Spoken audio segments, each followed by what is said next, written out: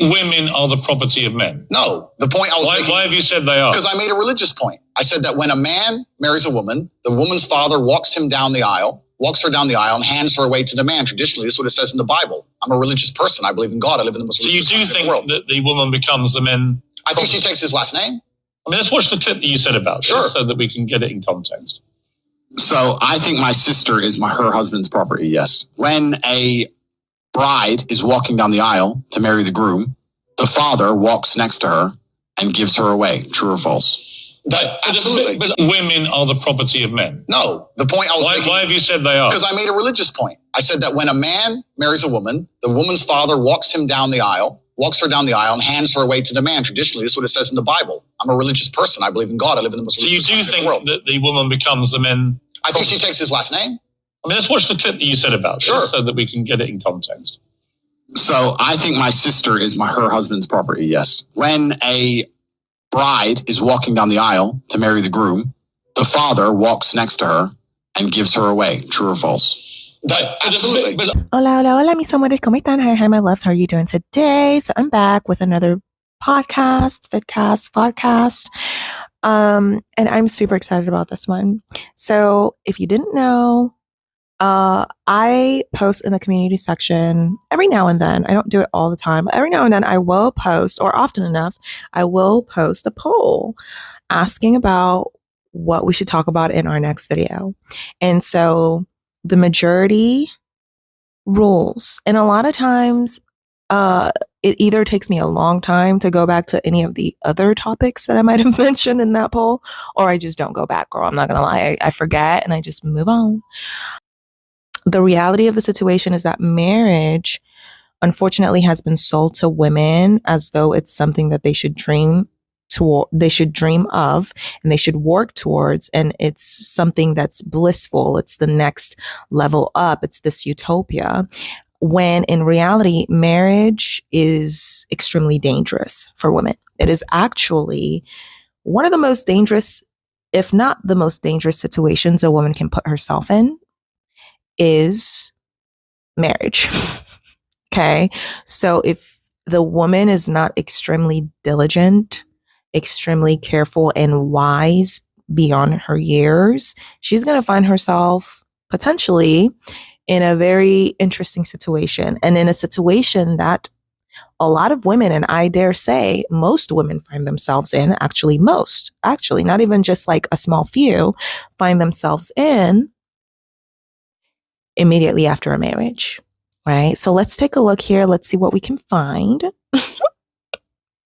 Okay, girl. Oh, before we dive right in, almost forgot again.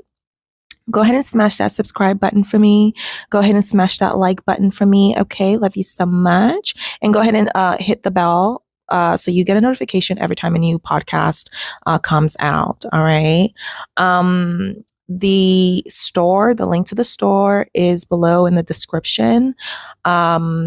there's also going to be a book coming out soon, and it's going to be on these topics that a lot of times, I was talking about the polls earlier, and for example, the topic of males and technology replacing males, and technology replacing certain core aspects that make a male, right? Such as their ability to procreate, and diving in a little bit deeper on these types of topics. So it's going to be in a book format, most likely. We're not necessarily going to cover or be able to cover everything in videos.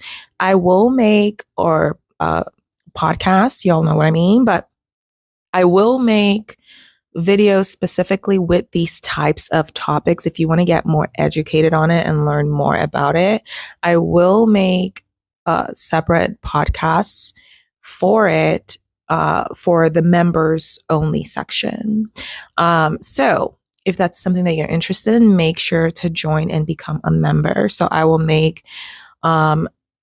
videos or vodcasts specifically on these types of topics. And in the members only section, you'll also get a chance to, make specific, like just more specific requests as to which topics and what the vibe is. And so that's where those videos will, or I keep saying videos, whatever. That's where those will be. Now, again, just keep in mind that it's a lot of it is going to be in the book because it doesn't really, I mean, we can only cover so much in a podcast, right? So also when the book drops here in the next couple of weeks, I will let you guys know. I'll update you on that. Okay. And so that's also going to be a vibe. All right. So anyway, so I digress. Go ahead and smash that subscribe. Go ahead and smash that like. And don't forget to smash that bell button all the way down. Here on this channel, we talk about anything and everything related to women. It just kind of depends on your algorithm, girl. Okay. So anyways, let's dive right in and see what we can find. Go back to being that nice guy. I'm going to remind you of that mask that I wore in the beginning. The sad truth about this is sometimes women stay in relationships months, sometimes years, waiting on that man to go back to how he was in the beginning, never really realizing that that was never him. That was always an act. So while he's wilding, you're like, oh, I'm just gonna love him through this rough patch. I just want him to get back to how he used to be. That was never really him. The him that he has been for the last few months or years, this is the real him. Oftentimes people get so tired of pretending that the mask eventually slips and they get used to not wearing it. But they do what they got to do to get you, to trap you, to make you fall in love with them. But if they haven't been like that in months or years, you have to realize that it was never really them. That was a part of the game. They do just enough to get you to fall in love with them, but that's all they ever wanted to do. They never planned on maintaining that mask. And when it slips, you can see it. So when do we typically see abuse happen? I know that sounds like a strange question, but there's actually significant life events where we typically see an abuser drop their mask. Within the context of abusive relationships, there are certain pivotal moments that can become tipping points that trigger an increase of abuse. This is actually proven and shown on a few domestic violence websites. It usually happens when partners move in together, maybe they buy a home together, they get married, they have a child, they become ill or sick. This is all very common and reported. And there's a few reasons why this can occur. The first is an intensified power imbalance. As most victims find themselves in closer proximity with their abuser due to cohabitation, their emotional vulnerabilities become more apparent.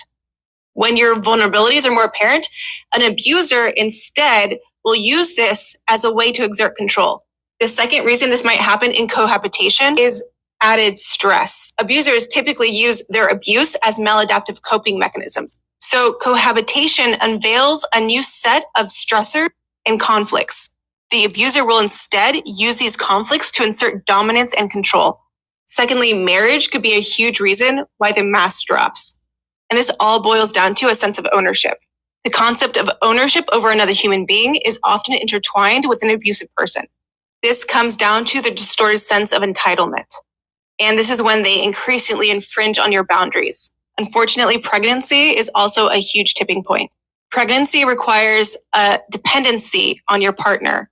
Unlike you and I, a narcissistic abuser might view your pregnancy or even a child as a threat to them because you're not giving them the attention that they desire. So when children are brought into the mix, the abuser's delusional expectations of undivided attention clashes with reality. This reality creates a escalation in their demanding behavior because the narcissistic abuser views love as a limited commodity that they must monopolize.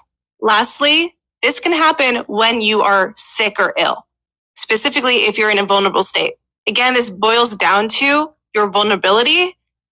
Because they're essentially predators, they'll exploit that vulnerability to assert power and control over their partners. They may use your illness as an opportunity to further dominate and manipulate your choices. Again, it also comes down to their need for attention and admiration. Since your illness shifts the focus from them to you, they then start to bear resentment and jealousy. These are all very common instances where an abuser will drop their mask and kind of the rationale behind it. And I know it's very odd because we don't think that way, but this is when it's more likely to happen. Okay, so I was asked, do narcissists get better after you marry them? No, okay. A narcissist is going to take the mask off, and then you're really going to see the true core of that narcissist, okay? Your rose-colored glasses will come off, okay? Because now the narcissist knows they've got you. Now the narcissist doesn't have to put on the act, love bomb, or anything like that. And this is why narcissists rush people into relationships, rush people into marriage, rush people into getting them pregnant, okay? Why? Because they want to trap you. And once they trap you, now they know they can do what they want because you're not going anywhere. It's not that easy to just walk away anymore because now, you're legally bound or you have a child involved or something along those lines. And that's when you're really going to see the core of that person. That person's going to run with it if they can. If they know that you have nowhere to go and you're codependent on that narcissist is going to do what they want and they're not going to care what you have to say about it. So no, things don't get better after you marry a narcissist because now the narcissist is comfortable with it. They know they've got you. And another thing too, a narcissist is going to get bored with you. There's no more challenge. A narcissist loves a challenge. And now that they know they've got you, they're going to be looking, if they haven't already, to have something else going on because they get bored with you. Thousands of years before that, most anthropologists believe families consisted of loosely organized groups of as many as 30 people, with several male leaders, multiple women shared by them, and children. As hunter-gatherers settled down into agrarian civilizations, society had a need for more stable arrangements. The first recorded evidence of marriage ceremonies uniting one woman to one man dates from about 2350 BC in Mesopotamia. Over the next several hundred years, marriage evolved into a widespread institution embraced by the ancient Hebrews, Greeks, and Romans. But back then, marriage had little to do with love or religion. Interesting fact how marriage had nothing to do with love or religion at the time. Yet marriage is based a lot around those two things primarily. The seeking for love and the understanding in many religions how marriage is the uniting of two people in the eyes of, let's say, a god or God. The next part reads, what was it about then? Marriage's primary purpose was to bind women to men and thus guarantee that a man's children were truly his biological heirs. Through marriage, a woman became a man's property. In the betrothal ceremony of ancient Greece, a father would hand over his daughter with these words, I pledge my daughter for the purpose of producing legitimate offspring. Among the ancient Hebrews, men were... A lot of these facts are censored, meaning, all of the corporations that want to keep making money and so on and so forth, and the rich that wants to keep making money off of the poor, they benefit more from women being dumb and staying dumb and staying clueless. But the origin of marriage, that celebration that all of you go into debt, lifelong debt over, the origin of marriage is via basically handing yourself over to a male so that you can be property. Not even handing yourself over, because that would imply that you have or had any semblance of autonomy. They had the male, to add insult to injury, they had the male hand the woman over to be someone else's property, because prior to that, she was the father's property. That is the origin of the marriage contract. That's the origin of it. So you got to think about it. You got to think, analyze, logically process. Why do males seem to have that mask start slipping off right after they get married, right after they get you to sign that legal contract? Could it be perhaps because they, over centuries and centuries, have been conditioned to believe that once you sign that contract, you are now property. They own you. So why should they try? Why should they keep the charade up? Or is it charade? Girl, I don't know. Why should they keep going? Why should they keep the lie up? What's the purpose when they now own you? They own you. It's harder for you to get out of a legal contract. We were talking about building wealth. We're talking about money. Okay. And I said, no, it's easier to build money when you're by yourself. It's easier to build wealth, not build money. It's easier to build wealth when you're by yourself. You can't build as quickly if you're married. Right. So that's literally what I said. I was like, no. And the individual I was talking to is a male. I was talking to a male. Right. And so his response to me was, no. It's easier to build wealth if you get married. It's easier to build wealth if you get married. And I said, no. It's easier to build wealth if you're single. If you're by yourself, you can build it a lot quicker. Right. So that's the discussion and argument that we had. That was like a whole thing. We didn't come to a conclusion because I never changed my mind on it and he never changed his mind on it. But what happened was several years later, it hit me. And I said, oh, it's because I'm a woman. That's why my perspective, that's why I stood on the belief that it's easier to build wealth if you're single. It's because that's how it works for women. Males cannot do that.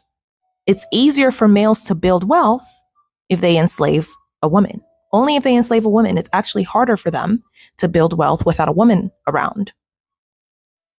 They can't multitask. They're not even clean, girl. They can't even keep themselves healthy, girl. Most of them don't want to clean. They don't want to cook. Lazy. So that's why the difference in the views. And it was just so crazy to me to think, oh my God, that's why we weren't on the same page, because I was having this argument with a male. So of course, from his standpoint, no, you have to find a woman to make your property to make sure that it's easier for you to build wealth. But it didn't click at that time, y'all. So this is the marriage contract. It has evolved over time to where now love is being considered or is considered more. And I would say, that's had pros and cons. Because just because you feel like you love someone does not mean it's a good idea for you, especially for women. I feel like women have been the biggest losers of this trajectory or evolution process where love is prioritized above all else. It literally does not make sense. You would just live your whole life suffering because you're chasing a feeling, and feelings aren't based off of reality. So women have been the biggest losers all throughout history, back then and even now. But that's the reason why. It's because subconsciously a switch happens in their head, and most of them, in over 90% of males. So if you're out here dating and you're trying to what you're trying to find is less than 10% of them, girl. Right? You're trying to find someone that's a little bit more self-aware than the rest of his pack. Right? So the switch that happens subconsciously due to centuries and centuries of conditioning, it is a switch that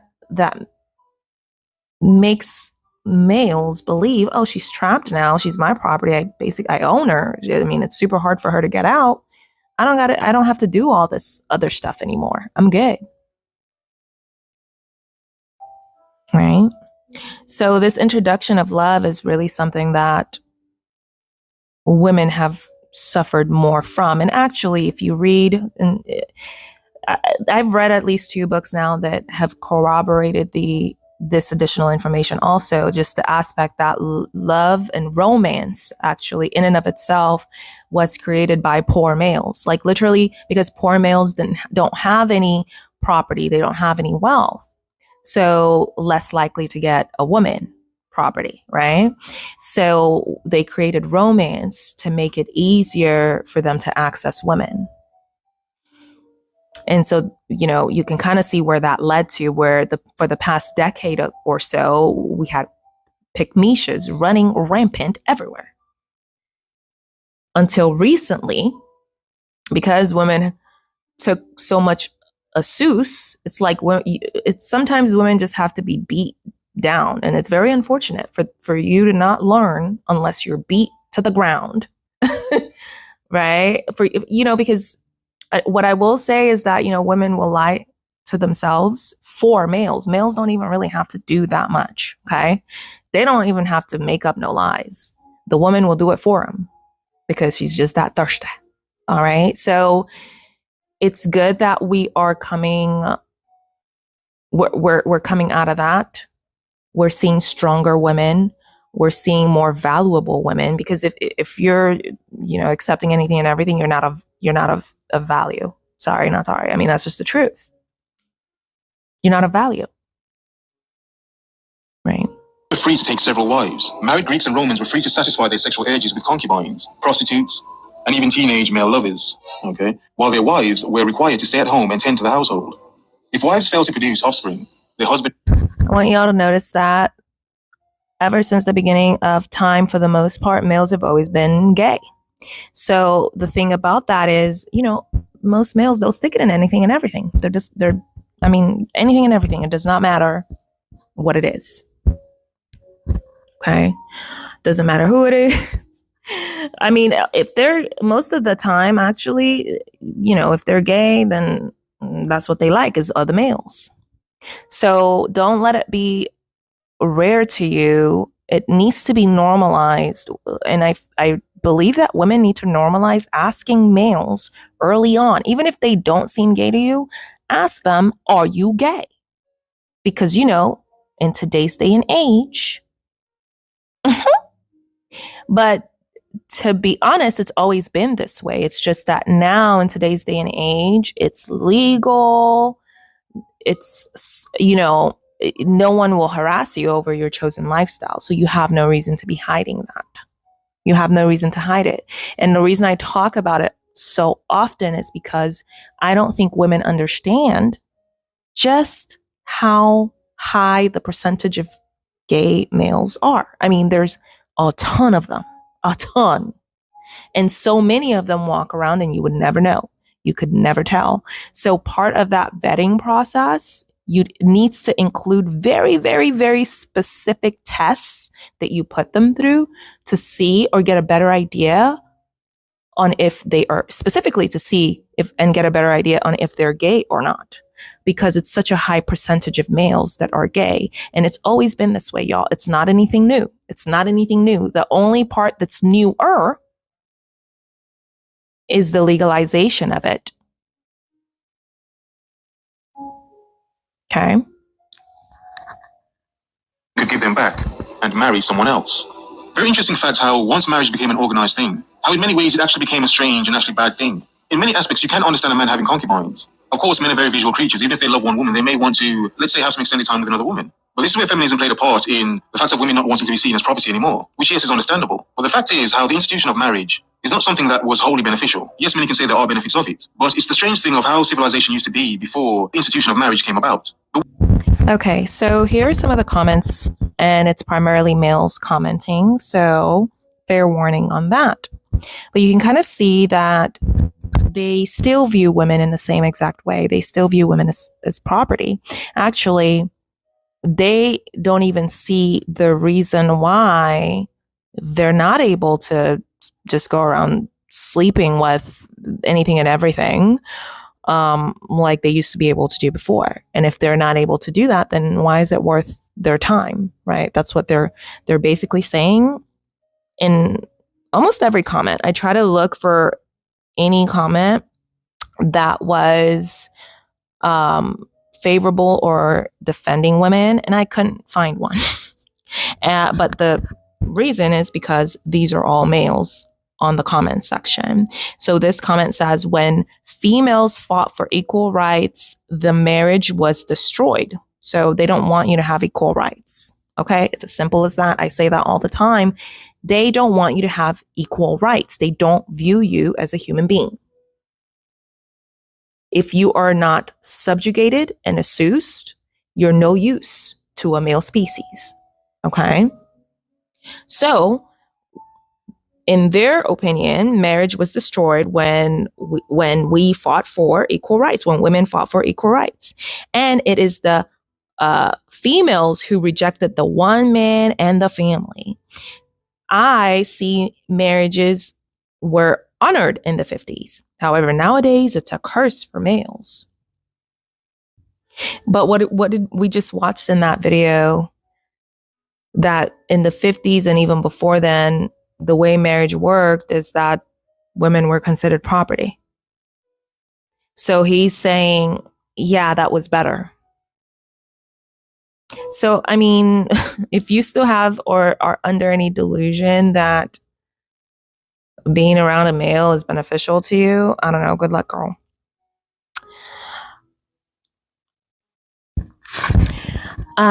This guy says, sigh, this is going to be a long-winded one, but F it.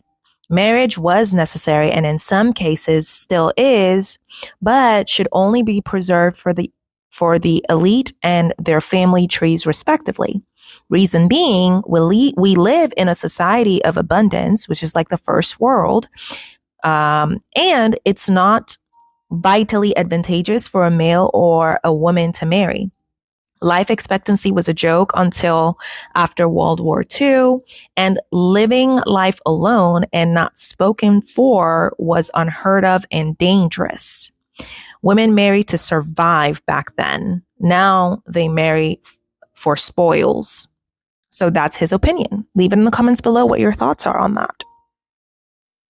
Right? I don't really agree because back then, marriage was not necessary. What males did was they used women as property, and in order to secure property and wealth, right, they developed a contract and they just called it marriage.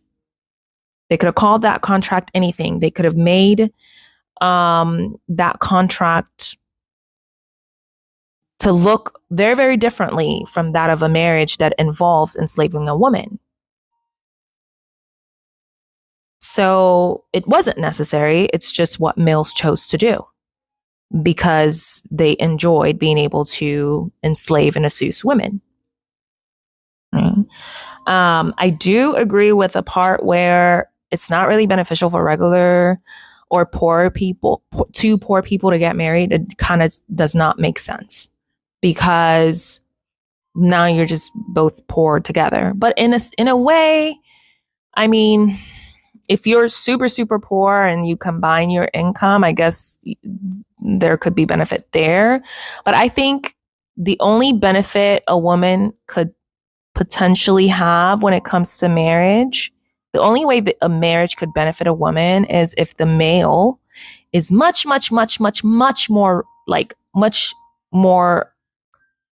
or richer, but I don't think that's proper English, is much wealthier than she is. Because again, marriage is a legal contract. So unless he is, and I'm talking like at least 4 or 5x your wealth, it's not even going to be worth anywhere close to worth it for you, ladies. It's not even going to be worth it. Right? Especially if you're someone that can already support yourself and you already have your own business or your own job, I mean, why would we do it? Right? And so now in today's day and age, what we're finding out also is that the males live longer lives without a woman present. Because now there have been recent data. So all these males complaining in this comment section, this is an old comment section, right? Because I wanted us to take a look at a snippet of a look at the history of marriage. So these males were saying this like 5 years ago. So now 5 years later, now look at them. We have the male loneliness epidemic. Yeah, girl. Okay. So when more and more women said, okay, fine, whatever, get out of the way then. Even before the 4B movement, it looks to me like most women were saying, never mind. They were just doing it on an individual basis. And so when the 4B movement came, the pot was already hot, y'all. The pot was already hot. So it's not something that just kind of like sprung out of nowhere, y'all. So now look at them. 5 years later, we have the male loneliness epidemic. They're literally offing them. They're offing themselves. Right? We have even more data that has come up that males don't live as long. Like literally, like they shave off decades out of their lifespan if they're not married, girl. So, and then now we see that the males also don't get to procreate, which is becoming a problem for them. It's becoming a problem for them because they now don't feel like there's a reason why they should have to work hard. So they're lazy. If you haven't watched the last video where we talked about this, make sure to get caught up in that video right after this video. We talk about and we see with our own eyes the males telling us, right, that because a woman is not involved and there are no children involved, then what's the point of making anything out of their lives? What's the point of working? What's the point of doing anything? That's literally with their own mouth. That's what they were saying. And it hasn't even been within 1 year. It hasn't even been 1 year, y'all. So we're seeing all these developments, yet look at them mouthing off. So women said, okay, bet. Okay. So the males are dropping out of school. They're not even getting high school diplomas, y'all, because they don't see the purpose. And what's the purpose? What's the purpose that they talk about? What's the purpose they described? Well, it's not like I'm married and I don't have any kids, so why would I do it? That's what's happening today. So let's take a look at one last thing here. Okay, so here we have a research article or posting, and it's wild, y'all. So this says several studies over the last few years have shown that males are experiencing what's known as a friendship recession. It's essentially an epidemic of loneliness as well. Surveys show that males in general have fewer close friends than women, and males today have fewer close friends than males 30 years ago. Since the early 1990s, the percentage of males who say they don't have any close friends has multiplied several times over. So ladies, for those of you that are, getting pregnant and getting married and abandoning your friends or not dedicating energy towards nurturing friendships, you might end up looking like one of these males, okay? Because it's one thing if you're single and introverted, but you still have all these group events or whatever it is that you like to go to, or the gym or hobbies. It's another when you live, breathe, and know nothing other than a male and some kids, okay? So be careful. Don't fall into that trap. Males are less likely than women to reach out to friends to talk about their personal feelings. Not coincidentally, males are also nearly 4 times as likely as women to die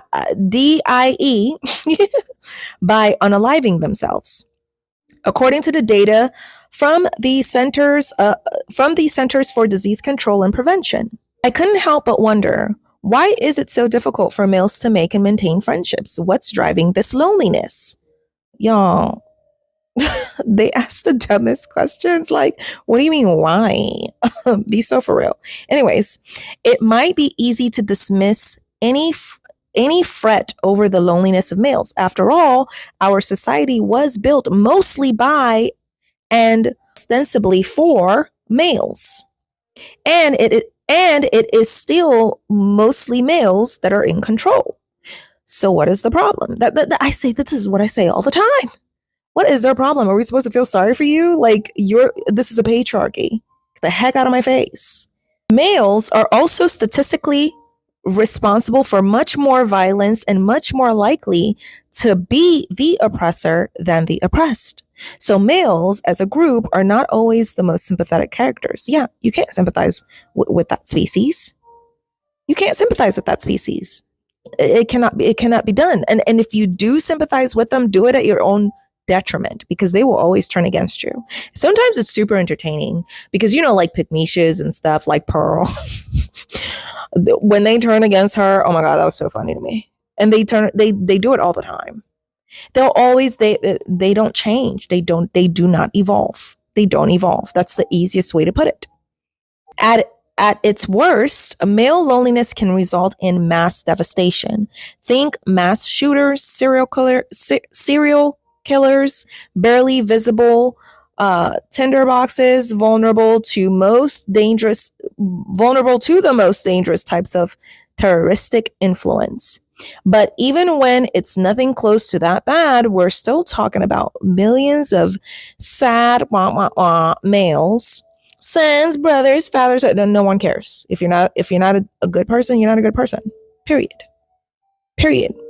That's one of the biggest lies society has sold women, especially, is that just because you're born into a family, those are the people that are going to care about you the most. Actually, literally, most of the time, those are the people that treat you the worst and could not care about you. Like they couldn't care less about you. That's the irony of it. But society has kind of sold you this lie that, oh yeah, that one unit family, that's the way to go. Those are the ones that will really care about you. That's not true. And even early in this video, we saw that the early definition of family was made up of several different people, groups as big as 30 people and more. That was the definition of family.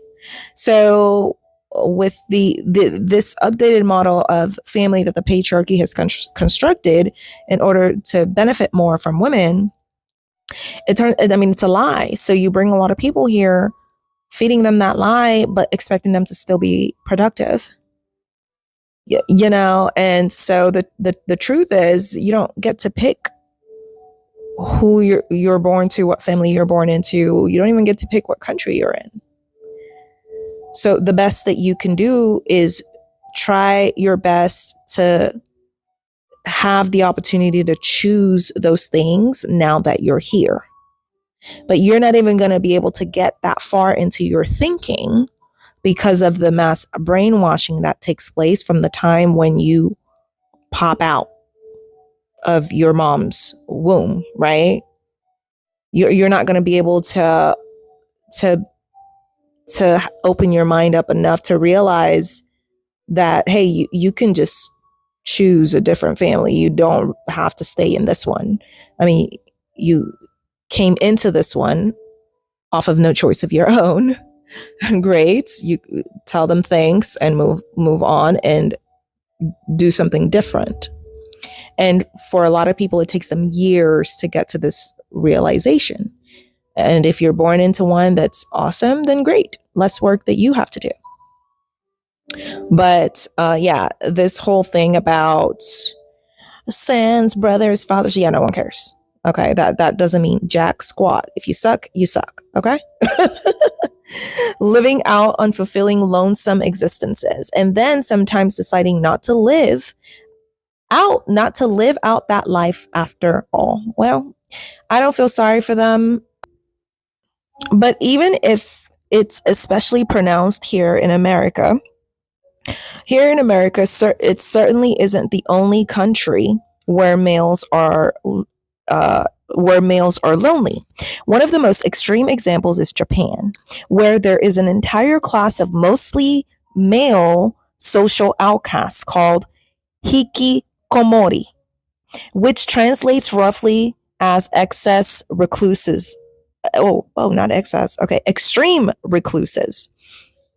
Y'all know in Korea, they call women that aren't married leftover women. I believe it's Korea. Correct me if I'm wrong, leave it in the comments below. But they call women leftover women over there. In Africa, they're raping women, slaughtering women. Here in the US, same thing, raping, oppression. But these clowns want us to give a crap about what's going on with males. When, after admitting that we're currently under a patriarchy and they currently are the ones that put this together and are the ones that are quote unquote in charge of everything. Like, are they high? So they basically want women to continue to work for free and give a crap about a gender that is currently actively oppressing women, as they themselves have admitted. Like, I don't even understand. Like, males are so stupid. Like, I don't have the words. I don't have the word. Look at this whole article as if we're supposed to give a crap. Like, we're supposed to care when you just admitted that this is a patriarchy. How do you think that this patriarchy got here? You think that they put this together without unaliving millions and billions of women over centuries? That you think that wasn't how they got here to this patriarchy? But now you want us to feel sorry for them because what? You're saying that they're lonely? If you don't get the heck, oh my God, it's just so annoying when I think about it. It's so annoying, y'all. Anyways, they're known to isolate in their homes for weeks, sometimes months at a time. Sounds like a personal problem to me. No one cares. Plenty are young, but the Japanese government estimates that there are more than 600,000 hikikomori between the ages of 40 and 64. Economics are concerned that the phenomenon is exacerbating an already dire demographic crisis. Yeah, because they're dying off, because males are a terrible species. And they no longer, they just don't serve a purpose being here. They don't. They've had centuries and centuries to evolve, to get better, to become better human beings, and yet they're never able to do it. They're just not capable. They're just not capable. And they will never be able to do it. I don't believe they'll ever be able to do it because they are literally a mutation. They're a mutation of a woman. They're a mutation. I'll say it in that way. In hopes of reintegrating some percentage of them back into the society, a Japanese nonprofit has created long videos of live action women, hoping to help hikikomori practice small human interactions like making eye contact. What does that have to do with women? Live action women. Why are they using women to try to help them integrate back into society? I don't get that. Leave it in the comments below. I'm trying to understand why they're using women to try to get their useless males reintegrated back into society. Like, that doesn't even make any sense. Ugh, males are just so disgusting, I swear. How do you kill millions of children and women, and now you have the audacity to be crying for help? Get the heck out of here. All right, so leave it in the comments below. Let me know what your thoughts are on this. All right, and again, don't forget to smash that like, subscribe, and bell for me. All right, love you. And I will see y'all in the next one. Bye.